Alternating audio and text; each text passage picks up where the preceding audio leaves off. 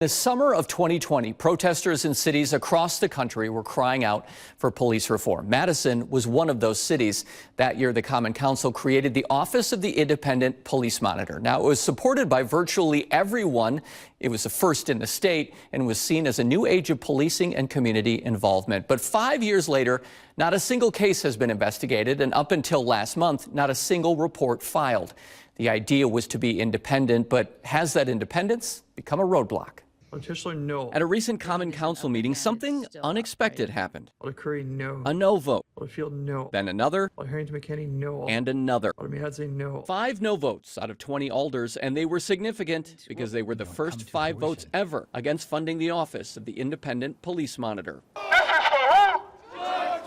It was formed in 2020 when protesters were marching in cities across the country, including Madison, calling for police reform. I really think it's something that is important to have. Isidore Knox is a current alder and an original member of the Police Civilian Oversight Board, or PCOB.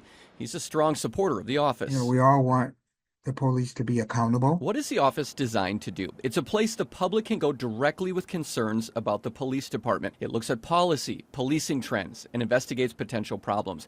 It also gives recommendations to the city about ways the department can improve. It's a completely independent office. The only mandate from the city was to give an annual report about the work they're doing. At least that was the idea 5 years ago. But when 15 Investigates started looking into the office late last year, your office received a public annual report over the years. No. It had released 0 reports. In fact, the first report was only released last month. It didn't happen, and it must happen now moving forward. That was the focus of the debate when the Common Council finalized its budget last November. Documents obtained by 15 Investigates shows that up until then, the office was fully funded, starting in 2020. To date, the office has been allocated almost $2.5 million. I think that we have not done enough. But alders started asking both publicly and privately to 15 Investigates why they would continue to fund an office that wasn't producing results. A lot of what I'm hearing tonight is honestly not completely selling this for me. So why did it take almost 5 years for this independent agency to file a report?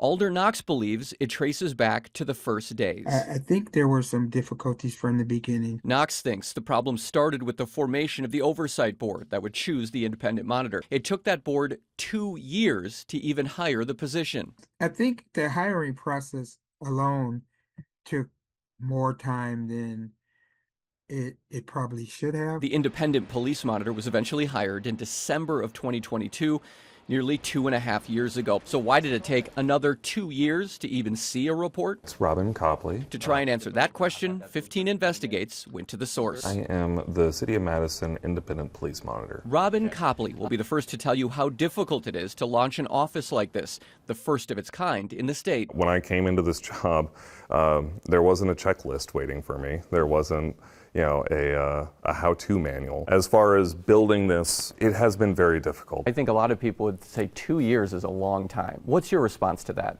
You took over in December of 2022. The first report came out in March of 2025. Well, there wasn't a report that came out of the office earlier because there wasn't anything to report on. Nothing to report. Copley said as much at a Common Council meeting last November. Well, it wouldn't be a report because there would be nothing to report on. Not everyone was buying it. Even that could have been reported, even if it was a one-page report from you as the monitor. In the first report filed this past March, Copley laid out what they've been doing since being hired in December of 2022. It says Copley spent the entirety of 2023 building the office by familiarizing themselves with city departments, training, and meeting with the oversight board. It was also during this year that Copley tried to hire an office manager. The process of getting the office staffed, of getting me some help, it became a pretty high priority, especially around the summer of 23. That brings us to 2024.